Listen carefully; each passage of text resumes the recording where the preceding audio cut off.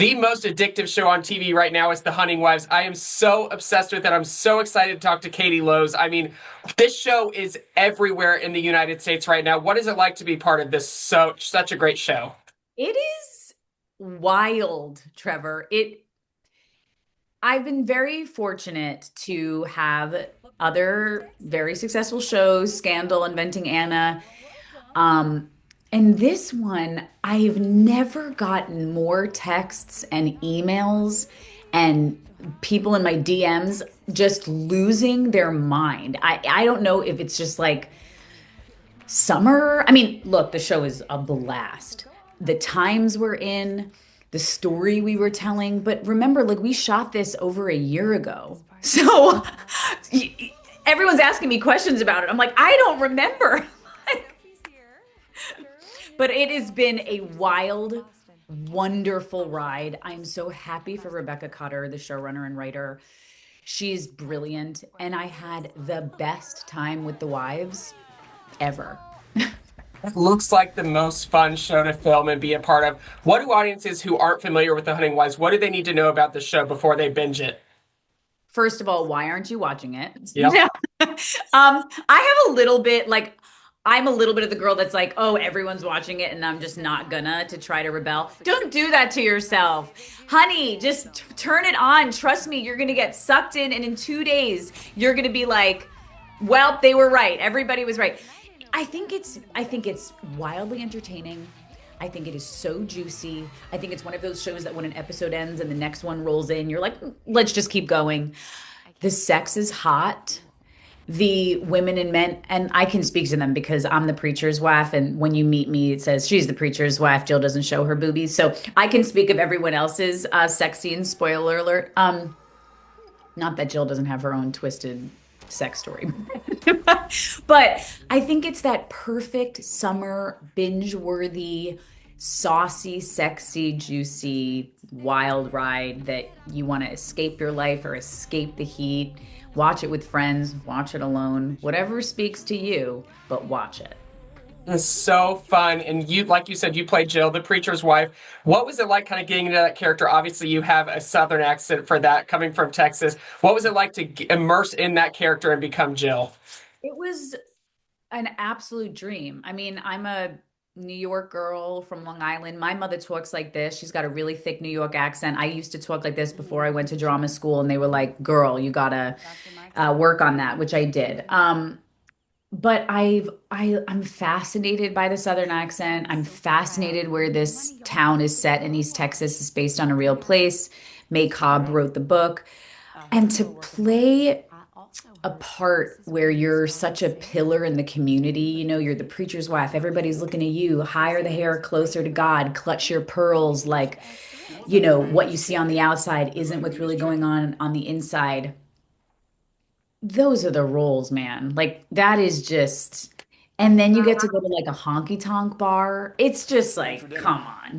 And wear get fitted for cowboy boots, cowgirl boots, excuse me. And like, because even Jill, even though she's prim and proper and she's the preacher's wife, like she still had a kick-ass pair of cowgirl boots. You knew how to get down with the other ladies, obviously outside of the church, and you weren't joking. I watched it in 2 days. I could have You finished it. did? I could have finished it the night that I was watching it. I was up till 1 a.m. My husband looks at me and says, "Can you turn this off? I'm trying to go to bed." I said, when this episode's over, I could have kept going. I Oh could my have God, I gone to love work the that. next day, not sleeping, and kept finishing. I did finish the next morning. What about this show do you think is so addictive to audiences that they just can't get enough? Um, I think the characters are all very complicated, contradictory. I think that the stakes of the show are so heightened. I think what I've been reading is it's really striking a chord with this political climate. Like liberals and lefties are really loving it, and then also conservatives are really loving like the fun side of these East Texas ladies. I just think it's really striking a chord, and then it in the most like easy level, I think it's just really sexy, and you don't and a who done it, there's a murder, we don't know who it is, everyone's lying to each other, everyone has sordid dark pasts. um it's saucy. Really is. It has everything, and it's this core group of women that makes it so much fun. Obviously, you, Brittany Snow, Malin Ackerman, Jaime Ray Newman. I mean, these feel like lifelong friendships that you've built just on screen. We are obsessed with each other. We text all day, every day.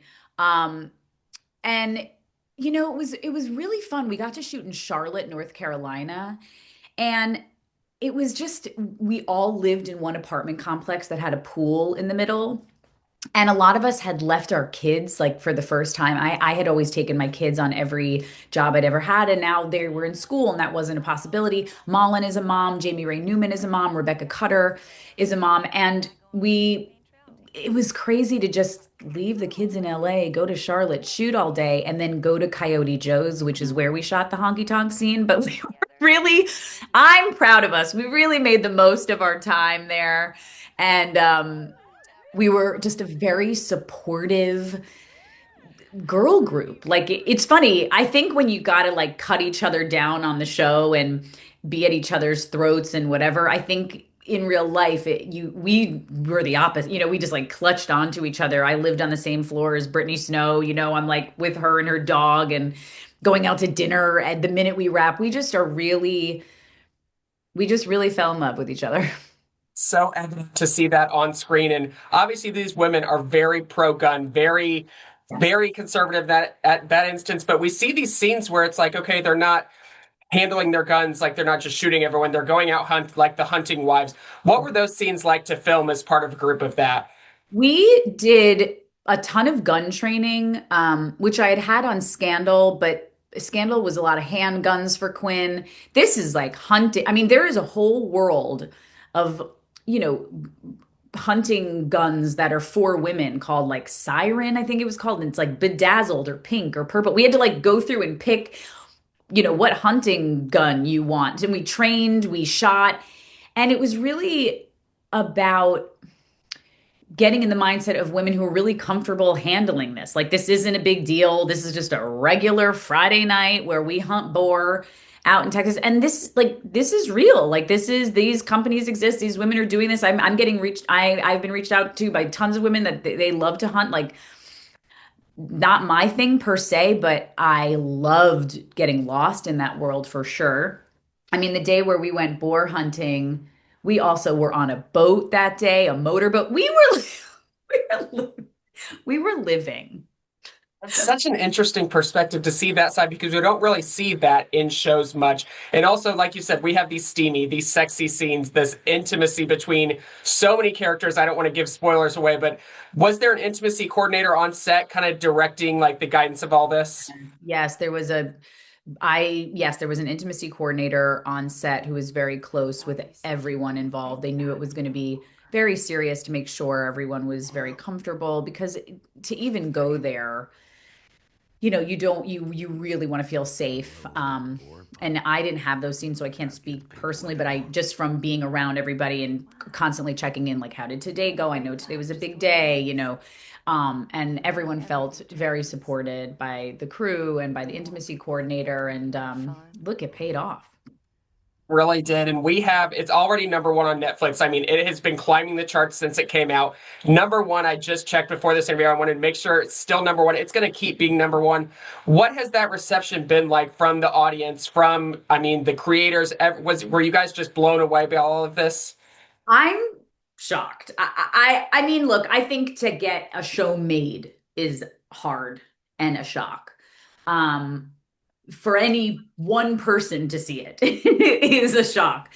So when you're on the thing that's got all the buzz, and I'm getting texts all from all ages, all types, all colors, all jobs, like it's sort of this amazing thing where it's not like, oh, this is my demographic or something like that. It's really broad right now who's reaching out to me in my life. Like, I got an email from my like uncle in Michigan. Like, I was like, wow, okay, like, great. I just feel really lucky and really shocked. Like, originally we made the show for Stars. It was Stars Lionsgate, and it ended up I mean, like I said, we shot it over a year ago. So there was a time where I was like, is this show gonna see the light of day? Again, in this climate of the entertainment business, I don't take anything for granted. And I know how hard it is to get a show out there. So to have it go this quickly, like, nope, Netflix got it. They're putting it out in a month, calling my publicist, being like, oh my God, we don't even have time to do long lead press. Like, this is crazy. And then for it to hit like this and get reviews like this and Rotten Tomatoes like this and stay number one like this. And then also just in my personal, I mean, I just did nursery school drop off and every single mom was all over me, man. Like wanting all the tea, like tell me about the show. So I know we're in this. And also when Jimmy Fallon and Chloe Fineman are talking about it, it's like in the zeitgeist. Absolutely. It's such a cultural phenomenon right now. And I mean, that has to lead audiences to a second season. Audiences want a second season. They need a second season. We're still waiting for that renewal, but is there anything in the works? Can you preview anything with amongst the cast, what people are talking about? Yes, I'm just on a text chain with the cast and Rebecca Cutter right now. And look, everybody wants a second season really bad. Rebecca Cutter is ready to go with juicy, juicy storylines. And for Jill, I just keep getting DMs. I don't know spoilers, but like how Jill is going to appear. So I'm very personally invested and I'm hoping, like, come on, Netflix. There should be another. I mean, I have nothing but the utmost confidence that a season two would be as wonderful, saucy, salacious, sexy, all the S words you can think of for a season two. I mean, that is no doubt. And obviously, we have the book, the source material. Would the second season take it past what was already written? I don't know that for sure. But I feel like it would have to. I I think think so. And we've seen that with these shows. so. Like we've Yeah. seen Big Little Lies. We've seen all these other shows that kind of go past that and they're still very successful, very juicy, kind of building on those characters. Yes, yes, yes. They're not done. Margot Banks is not done. Callie's not done. These women, they are not done. There is so much more story to tell. It should just come out next summer and we should just get the green light. You said it. I'm ready for it. I know audiences all across the country are ready for it. The Hunting Wives now streaming on Netflix. Katie, thank you so much. Thank you so much, Trevor, and thank you Yes. everybody for watching it. The Hunting Wives is one of my favorite shows. I cannot stop telling people about it. It is so much fun. It's sexy. It's salacious. It's all the S words. It's so much fun. Like Katie Lowe's just told me. Jaime Ray Newman, what is so exciting about being a part of this show now that everyone is starting to watch it?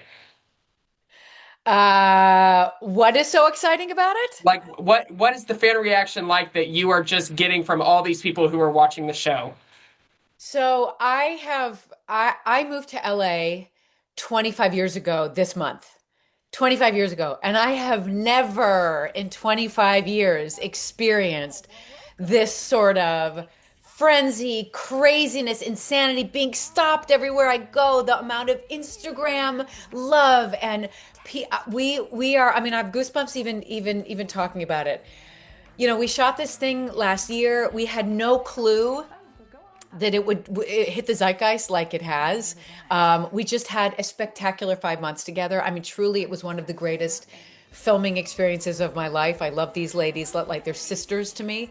And the fact that like it's come out on Netflix for the world to see is just extraordinary. The response has been overwhelming, and keep it going. It's so fun. I love this too. Tell us more about your character, Callie, for those who haven't seen the show. Well, Callie Baskin, I think is deeply misunderstood. I think she is a woman who has a great marriage. Actually, Rebecca Cutter, our showrunner, said to me when we first started, she said, Callie and Johnny, they have the best marriage of anyone. They have an understanding. They have they are totally on the same page. And they have a deep love and respect for each other. And I think that probably Johnny knows that Callie's first love is Margot. And I think he's okay with it. I think that, yeah, I think that it's a marriage, that an aspirational marriage in some ways. There's no secrets between them. I think that Callie has a giant appetite for living, for Margot, for sex, for her lifestyle. And she makes no apologies. She's unapologetic in how she lives her life. And I really admire her. I love her. I think she's misunderstood. I am not her at all. Like, nowhere even close. But I have a deep affection for this character I'm playing. Glad you say that because people might see this and watch it as they turn out. I don't want to give spoilers away, but people might say, "Oh, she's a villain. Oh, she's who we need to not root for." But you're like you said, she's very misunderstood. Just because she's kind of playing the antagonist to Brittany Snow's character at certain times doesn't mean she's the villain. She's still trying to find her way within this group and get for what she wants. What was it like building that relationship with these group of women? It just looks like you four are so connected and amongst the other hunting wives as well.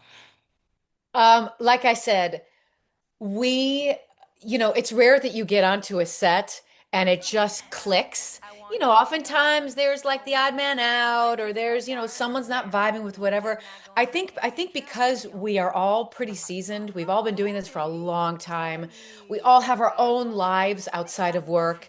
Um, it was like bliss from moment one. And actually, Katie Lowe's, who plays Jill, I've known for 25 years.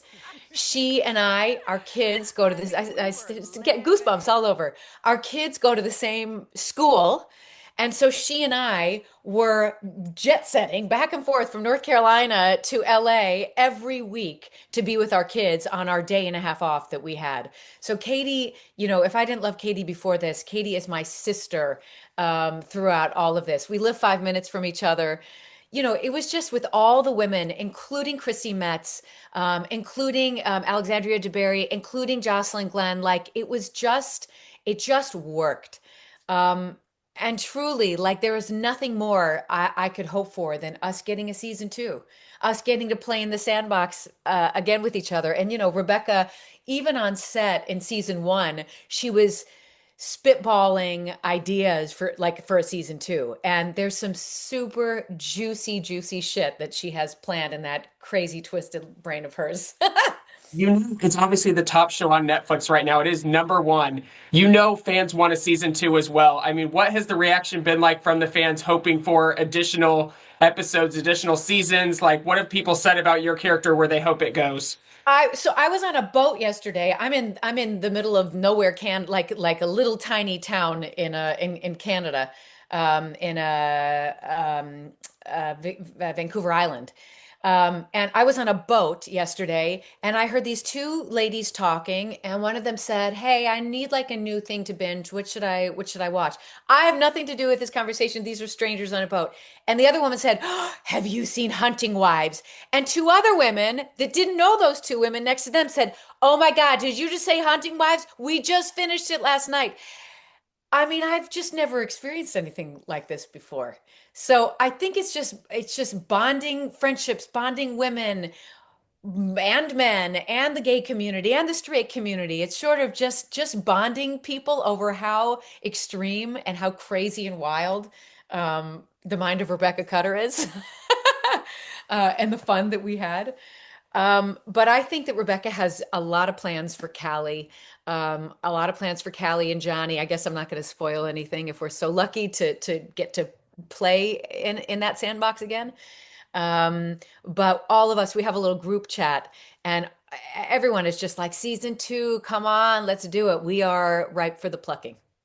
All ready for it. And Malin Ackerman, I mean, just Margot Banks, just so immaculate in this role. We've seen her in all these great movies, these great TV shows. One of my favorites, The Comeback with Lisa Kudrow many years ago, but she is so electrifying in this role as well. And your two characters have such a special relationship. What was it like building that relationship with her? The minute I met Malin, I was just like, this is my girl. Like, I just as a friend, as a human being, I dig her. I mean, we're friends outside of this. I just like if there's anyone that I had to fall in love with, like twist my freaking arm. And I am happily married. But she's just Malin is a force of nature. She's a tremendous actress.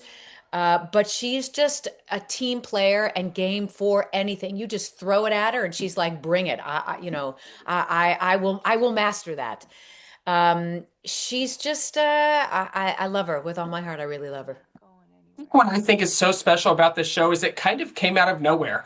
Like this show debuted on Netflix, not too much publicity because it wasn't originally a Netflix original. You guys filmed it like with STARZ, then STARZ released it. It's Lionsgate Television. Then quickly it goes to Netflix and it just takes the masses by storm. What was that kind of like filming for you guys? Because you didn't know it was going to be a Netflix show, but now here it is and the world cannot stop talking about it. Well, I remember the day that Rebecca called me. I was like with a friend having like a work meeting or something, and I was crossing the street, and I'm literally like in the middle of the street. And the phone rang. It was Rebecca. I said, "Hey, what's up?" And she goes, "We're going to Netflix." And I literally like I think I almost caused a car accident. Like, oh my God! It's winning the lottery. Like I said, 25 years I've been doing this business. I've been in this business, and it's really a game of chance. And I feel like, we're just extraordinarily grateful to Netflix for taking a chance on us, for believing that we would find an audience like we have. And we just hope we get to do like 10 more seasons on Netflix. Wouldn't that be great? Audiences will love as many seasons as they can get, and it's still not released on Netflix around the world. I know audiences I was reading on, I think it was Deadline, that like there are audiences around the world that are dying to watch this and waiting for Netflix to release it on their platforms. What can you kind of tease for viewers that haven't been able to see the Hunting Wives and are just waiting for this? What can they need to know about the show before they watch it? The thing about this show is that it doesn't give to, can I swear on this? It's It fine. doesn't give to Yeah. We don't care. It is all about fun, crazy, vulnerability, throwing it out there. And I think that's what people have responded to. There's just nobody is tiptoeing in this show. So, you press play or whatever on Netflix, and you just sort of gulp the whole thing in one fell swoop. And I feel like people are enjoying the experience of watching it as much as we enjoyed the experience of shooting it. And that to me is a perfect fusion of the creative experience and an audience's digestion of what we put forward. So I can't wait for the rest of the world to see it. I'm in Canada right now. I know it's on Crave because I'm shooting a film here. A lot of our crew are seeing it on Crave. I think in Israel it's on Hot. I don't know where else, but it's going to come. Trust me, it will come to the rest of the world. Just Everyone everyone will be. takes patience. They will be watching it, and I can tell you, I watched it in 2 days. It was something I could have watched in one day had I had the time and it not been 1 a.m. when I was like, okay, I have to get to bed because I've worked the next morning. But what do you think is so bingeable about this show? I mean, they're 45-minute episodes. There's 8 of them, but there's something that you just have to keep going and know what happens with these characters, with the story. What do you think makes it so bingeable in that aspect? I got to tell you, the writing, just from ground zero, the writing, I was laughing out loud. It was, yes, it's emotional, yes, it's audacious, yes, it's salacious, but the writing, Rebecca's writing, is so. I don't want to spoil anything, but there's one character that dies. There's one character that dies, and she has an ending line upon her death that is one of the funniest, most creative, most perfect lines. It's two, you know what I'm talking about. It's 2 words. Yeah. And with every take that we did, we were just tears. We were laughing so hard. So I think Rebecca's just, Rebecca Cutter, our showrunner, has just captured something in the zeitgeist. I think that we live in a world now where sexuality is just much more accepted. I think these women just don't care. They want pleasure. I think when you get into your 40s, like you're a little bit written off, and this is when you're coming into your own. This is when you're owning your body. When you're not like, I eat what I want. I do what I want. I get pleasure where I want because I know myself now. I don't have like the world's burdens on me anymore because I'm much more comfortable in my skin in my 40s than I ever was before. So I think people like watching that. And maybe it'll like rub off a little bit in real life, that people will, feel a little more freedom in their own lives.